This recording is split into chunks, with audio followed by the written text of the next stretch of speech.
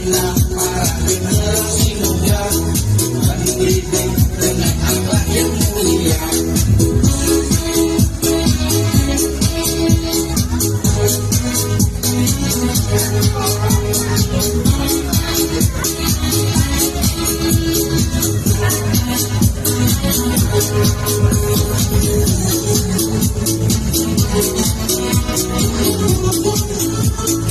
Thank you.